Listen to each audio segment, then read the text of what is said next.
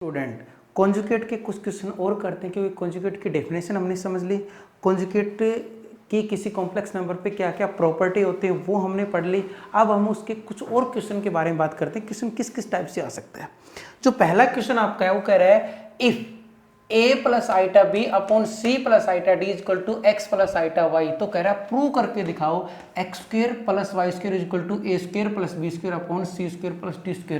Question देखते ये सोच रहे हो सर ये क्वेश्चन तो पहले भी आया हुआ है और आपने वीडियो में बनाया था, ये बात भी सही है, पर जब तक हमने कॉन्जुगेट के बारे में स्टडी नहीं की थी तब उस क्वेश्चन को हमने कैसे किया था, इसका हमने रेशनलाइजेशन किया, x की वैल्यू अलग निकाली, y की वैल्यू अलग निकाली, दोनों का स्क्वायर करके ऐड किया, तब हमारा ये आंसर आया था। याद आ गया? हाँ सर। पर अब हमने कॉन्जुगेट पढ़ लिया तो ध्यान से देखो क्वेश्चन में क्या हो गया, क्या दे रखा है x plus iota y is equal to a plus iota b upon c plus iota d, equation number 1। Sir किसी भी कॉम्प्लेक्स नंबर का कॉन्जुगेट करते हैं तो इमेजिनरी पार्ट का साइन चेंज होता है, तो इस इक्वेशन वन का दोनों साइड में क्या कर दूं, कॉन्जुगेट कर दूं। कॉन्जुगेट करूंगा तो x प्लस आइटा y का conjugate is equal to a plus iota b upon c plus iota d, पूरे का क्या होगा, कॉन्जुगेट होगा। ठीक बात है। आपने प्रॉपर्टी में सर पढ़ाया था कि डिवाइड करके कॉन्जुगेट कर दो या कॉन्जुगेट करके डिवाइड कर दो, एक ही बात है। तो ये तो क्या बन गया, x minus iota y is equal to a plus iota b का conjugate upon c plus iota d का कॉन्जुगेट। तो क्या बन गया, x minus iota y is equal to a minus iota b upon c minus iota d, equation number क्या होगी, 2। हमें answer में क्या चाहिए, x square plus y square. ध्यान से देखो इसमें a प्लस बी और इसमें a माइनस बी, अगर मैं मल्टीप्लाई कर दूं तो मेरा आंसर आ जाएगा। तो क्या करो, इक्वेशन 1 को मल्टीप्लाई करो इक्वेशन 2 से और देखो आपको क्या मिलेगा। क्या मिला, x प्लस आइटा y को मल्टीप्लाई करो x माइनस आइटा y से, तो LHS में मल्टीप्लाई होगी, RHS में, तो ये क्या होगा, a plus iota b upon c plus iota d को मल्टीप्लाई करो a minus iota b upon c minus iota d से। क्या ये बात समझ में आ गई?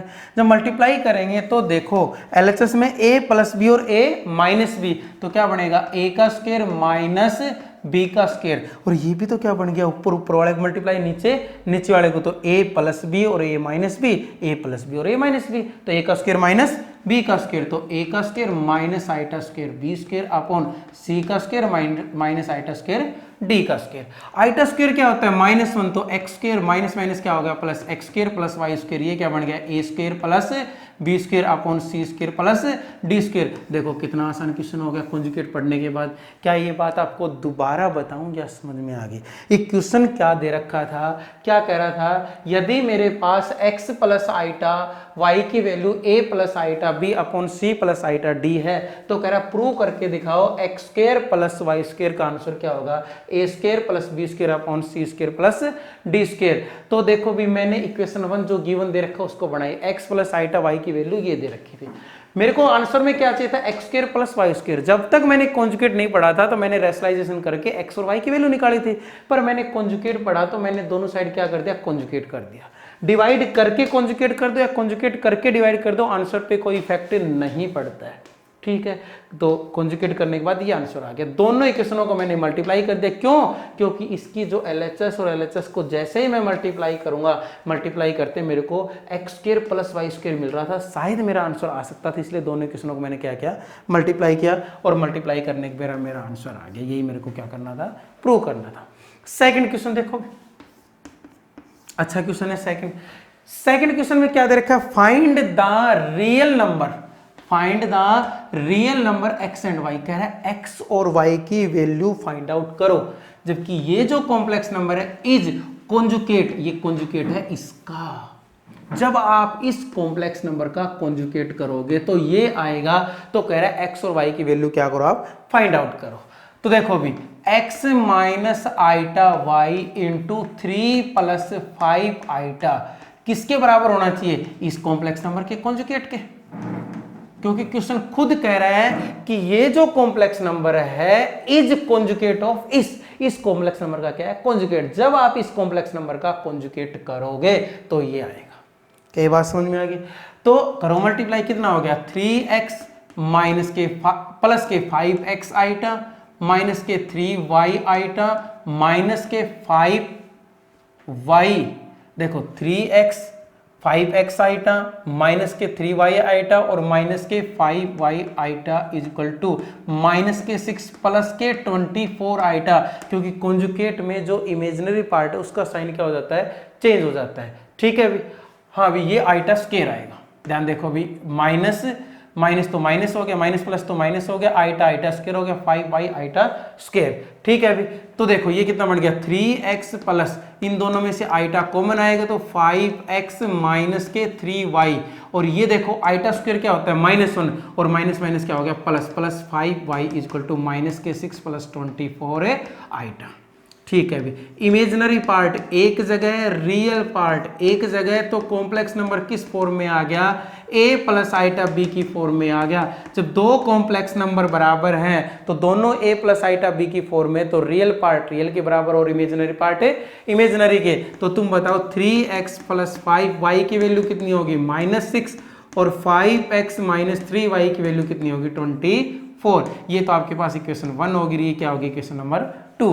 दोनों इक्वेशनों को सोल्व करो तो कौन सा मेथड लगाओगे, एलिमिनेशन मेथड। तो इस इक्वेशन को तो किससे मल्टीप्लाई कर दो 5 से, इस इक्वेशन को किससे मल्टीप्लाई कर दो 3 से, करोगे तो क्या आएगा भी, तो कितना हो जाएगा 15x, कितना हो गया प्लस के 25y इक्वल टू कितना हो गया माइनस के 30, और ये कितना हो गया 15x माइनस के 9y और 24 ये 72, तो कितना हो गया अभी माइनस प्लस माइनस, ये क्या हो गया कैंसिल हो गया, कितना आ गया अभी 34 माइनस प्लस के 34 प्लस के 34y इज इक्वल टू ये कितना आ गया अभी 2 और कितना हो जाएगा अभी 10। ठीक है, और किसका हो जाएगा माइनस का। तो तुम बताओ y की वैल्यू कितनी होगी, माइनस के 102/34 कितने पे कट जाएगा 3 पे कट जाएगा। तो तुम बताओ y की वैल्यू तो कितनी आ गई, y इक्वल टू कितना आ गया -3। y की वैल्यू किसी इक्वेशन में क्या कर दो वापस पुट कर दो, किसका आंसर आ जाएगा x का।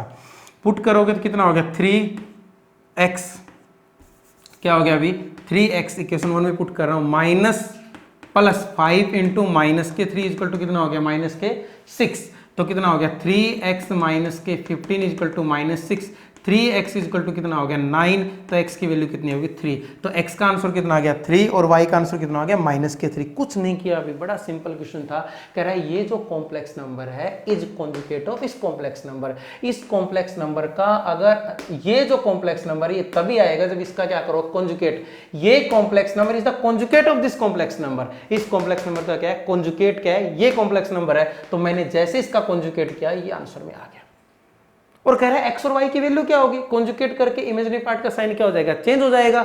मैंने दोनों को a प्लस आइटा b की फॉर्म में बनाया है, दो इक्वेशन बन गई, किसकी वैल्यू निकालनी थी x की और y की। ये जो काम मैंने किया ये आप सभी कर सकते हो, क्या किया एलिमिनेशन मेथड किया है। यहाँ से x की वैल्यू 3 है और y की वैल्यू कितनी है -3, ये आपका क्या होगा आंसर हो गया। ओके, आगे क्वेश्चन देखो भी, देखो भी अगले क्वेश्चन। पहला जो क्वेश्चन आप दे रखा है, अब क्वेश्चन आपकी हो जानी चाहिए आपसे। देखो बहुत सारे क्वेश्चन समझा दिए, कंसेप्ट आपको समझा दिया, तो क्वेश्चन पढ़ो क्या दे रखा है। इफ z ये आपको दिया हुआ है √3/2 प्लस आइटा/2 की पावर 107 प्लस √3/2 माइनस आइटा/2 पूरे की पावर 107 दे रखी हो, then show that imaginary part of this complex number is 0। कह रहा है इस कॉम्प्लेक्स नंबर का जो इमेजिनरी पार्ट है वो कितना है 0। तुम बताओ किसी कॉम्प्लेक्स नंबर का कब बता सकते हो इमेजिनरी पार्ट 0 होगा। सर अभी आपने एक प्रॉपर्टी बताई थी, किसी कॉम्प्लेक्स नंबर का कॉन्जुगेट अगर उसी कॉम्प्लेक्स नंबर के बराबर आ गया तो वो कॉम्प्लेक्स नंबर रियल पार्ट का होता है, उसमें इमेजिनरी पार्ट पक्का क्या होता है 0 होता है। अगर आप बस ये प्रूव कर दो कि इस कॉम्प्लेक्स नंबर का जो कॉन्जुगेट है वो इसी कॉम्प्लेक्स नंबर के बराबर है, तो इसका पक्का जो इमेजिनरी पार्ट होगा वो कितना होगा 0 होगा। ठीक बात है, तो इसका क्या करना पड़ेगा कॉन्जुगेट करना पड़ेगा हमें। तो z का कॉन्जुगेट किया तो क्या बनेगा √3/2 प्लस आइटा/2 पूरे की पावर कितनी है 107 प्लस √3/2 माइनस आइटा/2 पूरे की पावर कितनी है 107, और इस पूरे का आपको क्या करना पड़ेगा कॉन्जुगेट। ठीक बात है, आपने अभी पढ़ा था कि सम करके कॉन्जुगेट कर दो या कॉन्जुगेट करके सम कर दो, आंसर पे कोई इफेक्ट नहीं पड़ेगा। तो √3/2 प्लस आइटा/2 की पावर 107 का कॉन्जुगेट प्लस √3/2 माइनस i/2 की पावर 107 का कॉन्जुगेट। आपने सर प्रॉपर्टी में पढ़ाया था पावर करके कॉन्जुगेट कर दो या कॉन्जुगेट करके पावर कर दो, आंसर पे कोई इफेक्ट नहीं पड़ेगा। तो क्या √3/2 माइनस i/2 का कॉन्जुगेट की पावर 107 प्लस √3/2 माइनस i/2 के कॉन्जुगेट की पावर कितना हो गया 107। ठीक है। अभी सर कॉन्जुगेट करने जब किसी कॉम्प्लेक्स नंबर का हम कॉन्जुगेट करते हैं तो इमेजिनरी पार्ट होता है, उसका साइन क्या होता है चेंज। तो कितना होगा √3/2 प्लस i/2, क्योंकि माइनस का क्या हो गया प्लस, उस पूरे की पावर 107 प्लस √3/2, यहाँ प्लस था, अभी यहाँ क्या आएगा माइनस। ध्यान रखो यहाँ प्लस था, साइन चेंज करके क्या हो गया माइनस, यहाँ माइनस है तो यहाँ क्या आ गया प्लस, और इसकी पावर कितनी होगी 107। अब प्लस में किस लॉ को सेटिस्फाई करते हैं, कॉम्यूटेटिव लॉ को। आगे पीछे लिख सकते हो, कोई दिक्कत तो है नहीं, क्योंकि पहले यहाँ प्लस का था जेड में, आ किसका गया माइनस का, तो पहले प्लस वाला लिख दो, क्योंकि प्लस में नंबर किस लॉ को सेटिस्फाई करते हैं, कॉम्यूटेटिव लॉ को सेटिस्फाई करते हैं। और वैसे भी कॉम्प्लेक्स नंबर भी किस लॉ को सेटिस्फाई करता है, कॉम्यूटेटिव लॉ को सेटिस्फाई करता है कि नहीं करता, हाँ सर करता है। अब तुम देखो ये जो आंसर आया ये क्या आ गया भाई, ये प्लस वाला पहले लिया आपने, माइनस वाला बाद में लिया, तो जो आंसर आया वो किस, ये जेड का जो कॉन्जुगेट किया, ये बताओ जेड के बराबर आ गया कि नहीं आ गया। तो आपने क्या प्रूव कर दिया, किसी कॉम्प्लेक्स नंबर का कॉन्जुगेट उस कॉम्प्लेक्स नंबर के बराबर आ गया तो वो complex number purely real numbers होगा, इमेजिनरी पार्ट उसमें क्या होगा जीरो। इसलिए आपने क्या कर दिया, किसी कॉम्प्लेक्स नंबर का कॉन्जुगेट उसी के बराबर है, तो दिस इंप्लाइज, इसका मतलब होता है imaginary part of complex number is equal to 0। यही हमें क्या करना था, प्रूव करना था। ये देखो बेसिक्स का क्वेश्चन था कि ये कह रहा है एक कॉम्प्लेक्स नंबर अगर आपको दे रखा है तो ये प्रूव करो उसका जो इमेजिनरी पार्ट है वो क्या होगा 0, और किसी भी कॉम्प्लेक्स नंबर का इमेजिनरी पार्ट 0 तभी होगा जो प्योरली क्या होगा रियल होगा, और जो कॉम्प्लेक्स नंबर प्योरली रियल होता है उसका कॉन्जुगेट उसी कॉम्प्लेक्स नंबर के क्या आता है बराबर आता है। अगर मैं इस कॉम्प्लेक्स नंबर का कॉन्जुगेट इसी के बराबर प्रूव कर दूं तो इस कॉम्प्लेक्स नंबर में इमेजिनरी पार्ट कितना होगा 0। तो मैंने इस कॉम्प्लेक्स नंबर का कॉन्जुगेट किया, ऐड करके कॉन्जुगेट कर दो या कॉन्जुगेट करके ऐड कर दो, आंसर पे कोई इफेक्ट नहीं पड़ता। पावर करके कॉन्जुगेट कर दो या कॉन्जुगेट करके पावर कर दो, आंसर पे कोई इफेक्ट नहीं पड़ता। ये प्लस का था माइनस का हो गया, माइनस का था प्लस का हो गया, प्लस का पहले लिख लिया माइनस का बाद में, तो मैंने देखा ये किसके बराबर आ गया, जेड के बराबर ही आ गया। तो जेड का जो कॉन्जुगेट था वो किसके बराबर हो गया, जेड के बराबर हो गया। तो उस कॉम्प्लेक्स नंबर का जो इमेजिनरी पार्ट है वो किसके बराबर होगा 0 के। अगला क्वेश्चन देखो भी, Z is a complex number है, जेड एक कॉम्प्लेक्स नंबर है और जेड किसके बराबर नहीं है 0, किसका मतलब 0 नहीं है, 0 के अलावा कुछ भी कॉम्प्लेक्स नंबर हो सकता है। कह रहा है जेड एक कॉम्प्लेक्स नंबर है जो किसके बराबर नहीं है 0 के। तो कह रहा है प्रूव करके दिखाओ, उसके इनवर्स का कॉन्जुगेट कर दो या कॉन्जुगेट करके इनवर्स कर दो, दोनों चीज आपस में क्या होती है बराबर। कह रहा है पहले उस कॉम्प्लेक्स नंबर का आप इनवर्स करो, उसका कॉन्जुगेट करो, या पहले कॉन्जुगेट करके इनवर्स करो, दोनों चीज क्या होती है बराबर। Inverse of conjugate of a inverse of a complex number is equal to the conjugate of inverse of a complex number. कहने का मतलब किसी कॉम्प्लेक्स नंबर का आप इनवर्स करके कॉन्जुगेट कर दो या कॉन्जुगेट करके इनवर्स कर दो, आंसर क्या आते हैं बराबर आते हैं। आपको ये चीज क्या करनी है प्रूव करनी है। तो भाई हम एलएचएस लेके चलेंगे। मैंने मान लिया कॉम्प्लेक्स नंबर पहले तो z, let z is equal to मान लिया ए प्लस आइटा बी, ठीक है भाई, ए प्लस क्या मान लिया मैंने आइटा बी, ठीक है। और मैं एलएचएस की बात करूं आपसे तो एलएचएस में ए का इनवर्स का क्या दे रखा है कॉन्जुगेट दे रखा है। तो मैं पहले सोल्व कर लेता हूं एलएचएस को, क्या करूं मैं ए का इनवर्स कर लेता हूं, ठीक है, या सीधा ऐसे कर लो इक्वेशन से कर लो। ए इनवर्स क्या बनेगा, नहीं जेड इनवर्स क्या बनेगा, जेड इनवर्स क्या बनेगा 1/a प्लस आइटा बी। देखो ए इनवर्स नहीं था, मेरे को क्या प्रूव करना था किसी कॉम्प्लेक्स नंबर के इनवर्स का कॉन्जुगेट या उसके कॉन्जुगेट का इनवर्स आपस में क्या होता है बराबर होता है। तो मैंने कॉम्प्लेक्स नंबर माना जेड, जो क्या माना मैंने a प्लस आइटा बी। तो मैं इसका इनवर्स करूंगा तो इनवर्स का मतलब इसका रेसिप्रोकल कर दिया मैंने, 1/ क्या हो गया पावर -1 करूंगा तो 1/ क्या बन गया a प्लस आइटा b। और आपको पता है किसी कॉम्प्लेक्स नंबर के अगर डिनोमिनेटर में आइटा आ जाता है तो आपको क्या करना पड़ता है रेशनलाइजेशन करना पड़ता है। तो क्या बन गया a minus iota b upon a minus iota b। जब आप इसको सोल्व करोगे तो ऊपर तो a माइनस आइटा b, नीचे क्या बन गया a प्लस b और a माइनस b, तो a का square minus iota square b square. तो ये तो हो गया a माइनस बी और नीचे क्या बन गया अभी आइटा स्क्वायर क्या होता है -1, तो minus minus plus a square plus b square. ठीक बात है। तो मैं इसको ऐसे भी तो लिख सकता हूं, इसको मैं लिखूंगा तो a upon a square plus b square minus iota b upon a square plus b square. ठीक है। अब इस z इनवर्स का मेरे को क्या करना है कॉन्जुगेट। कॉन्जुगेट करूंगा तो जो इमेजिनरी पार्ट है उसका साइन क्या होगा चेंज, तो क्या बन जाएगा a upon a square plus b square plus iota b upon a square plus b square. क्या ये बात आपको समझ में आ गई? अगर ये बात आपको समझ में आ गई तो मैं इस बात को क्या डाल दूं इक्वेशन नंबर 1। क्या प्रूव करना है कॉन्जुगेट करके इनवर्स। तो पहले आप कॉम्प्लेक्स नंबर का क्या करो कॉन्जुगेट। कॉन्जुगेट करोगे तो a माइनस आइटा b आएगा। अब इस कॉन्जुगेट का क्या करोगे आप इनवर्स, तो 1 upon a minus iota b। जब इसका रेसिप्रोकल करोगे तो a plus iota b upon a plus iota b।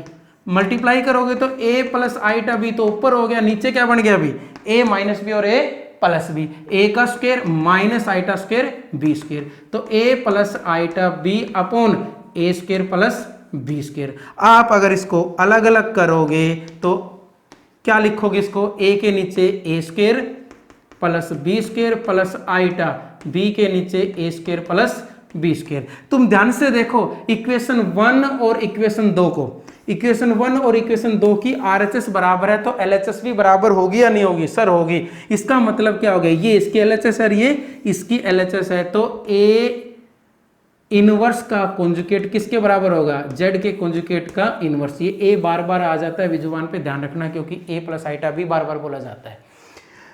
तो यही तो मेरे को प्रूव करना था। क्या करना था कि किसी कॉम्प्लेक्स नंबर का आप इनवर्स करके कॉन्जुगेट कर दो या कॉन्जुगेट करके इनवर्स कर दो, ये चीज आपस में क्या होंगी बराबर होंगी। तो देखो मैंने कॉम्प्लेक्स नंबर कंसीडर किया, उसका पहले मैंने क्या किया इनवर्स किया। इनवर्स करने के बाद नीचे क्या आ गया आइटा। आपको पता है किसी कॉम्प्लेक्स नंबर के डिनोमिनेटर में आइटा की फॉर्म में नहीं होना चाहिए, तो उसका मैंने क्या किया रेशनलाइजेशन करने के बाद मेरा ये क्या आ गया आंसर आ गया। इनवर्स करने के बाद मैंने उसका क्या किया कॉन्जुगेट किया, कॉन्जुगेट करने के बाद ये आंसर बन गया। फिर क्या करें पहले कॉन्जुगेट करो, पहले मैंने क्या कॉन्जुगेट Z का कॉन्जुगेट करूंगा तो a माइनस आइटा b आ जाएगा। उसका मेरे को इनवर्स करना था तो 1 upon a minus iota b, नीचे आइटा की फॉर्म में आ गया। रेशनलाइजेशन आपको करना पड़ेगा, आप सोल्व करोगे तो answer a upon a square plus b square plus iota b upon a square plus b square. Equation 1 और इक्वेशन b में, इक्वेशन 1 और 2 में दोनों की RHS क्या दे रखी है बराबर, तो LHS भी क्या होगी बराबर होगी। तो a इनवर्स का कॉन्जुगेट Z इनवर्स का कॉन्जुगेट किसके बराबर होगा, Z के कॉन्जुगेट के इनवर्स के। और यही हमें प्रूव करना था कि किसी भी कॉम्प्लेक्स नंबर का इनवर्स करके कॉन्जुगेट कर दो या कॉन्जुगेट करके इनवर्स कर दो, आपस में क्या होता है बराबर होता है। तो ये आपके कॉन्जुगेट पे क्वेश्चन थे। और कोई आपका डाउट हो तो आप मेरे से पूछ सकते हो, मैं आपके डाउट का या कमेंट का वेट करूंगा। समझ में आया या नहीं आया ये भी आप बता सकते हो। और तब तक के लिए आपके लिए बाय, अच्छे से काम करना।